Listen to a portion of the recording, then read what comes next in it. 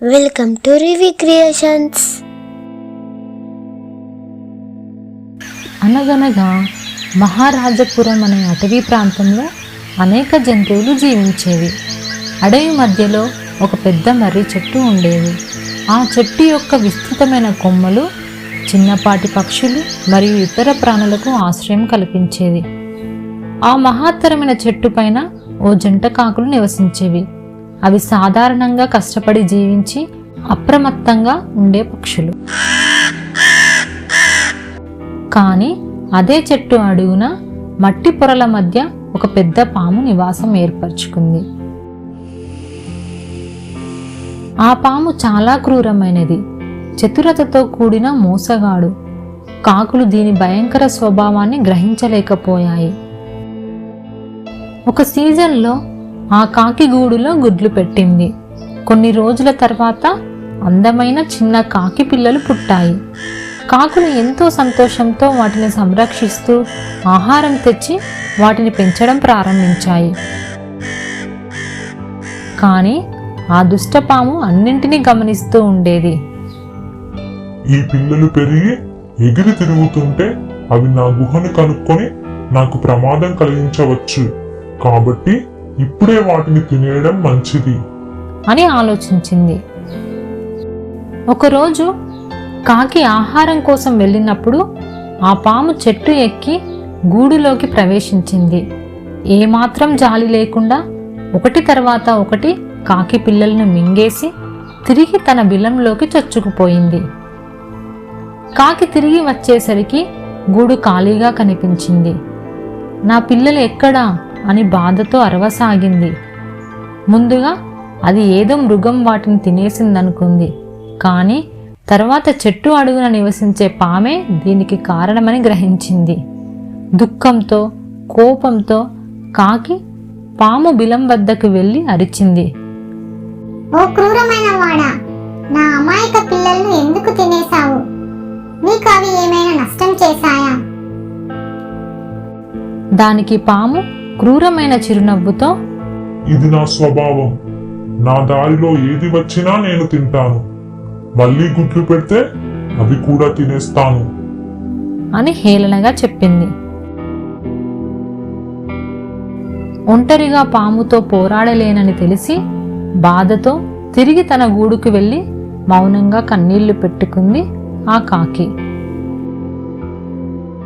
కొంతకాలం తర్వాత కాకి మళ్ళీ గుడ్లు పెట్టింది. ఈసారి మరింత జాగ్రత్తగా ఉండాలని నిశ్చయించుకుంది.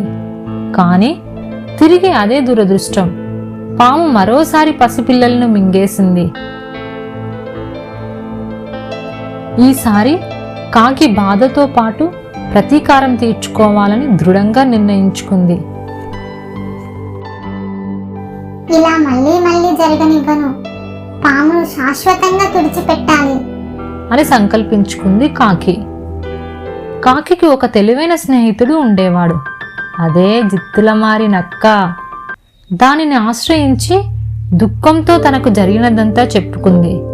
తన గూడు కిందనే పాము ఉందని, తన పిల్లలను తినేసిందని, ఎందుకు తిన్నామంటే ఇది నా స్వభావం అందని మొత్తం చెప్పింది.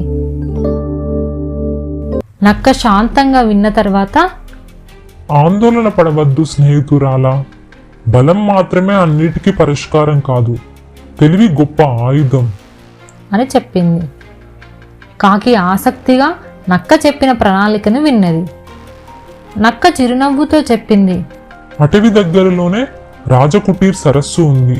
ప్రతిరోజు రాజకుమార్తె తన సేవకులతో కలిసి ఆ సరస్సులో స్నానం చేస్తుంది. ఆ సమయంలో వారు తమ బంగారు ఆభరణాలను తీరం వద్ద ఉంచుతారు. నీ పని ఏంటంటే ఆ ఆభరణాలలో ఒకదాన్ని తీసుకొని పాము బిలం దగ్గర పడేయాలి. కాకి ఈ ప్లాన్ని అర్థం చేసుకుని వెంటనే అమలు చేయడానికి బయలుదేరింది. తర్వాత రోజున రాజకుమార్తె తన సేవకులతో కలిసి సరస్సు వద్దకు వచ్చింది. స్నానం చేసేందుకు ముందుగా వారు బంగారు ఆభరణాలు తీరం వద్ద ఉంచారు.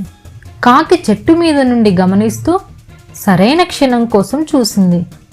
పరుగున దూకి ఒక ప్రకాశించే బంగారు హారాన్ని ఎత్తుకొని గాల్లోకి ఎగిరింది.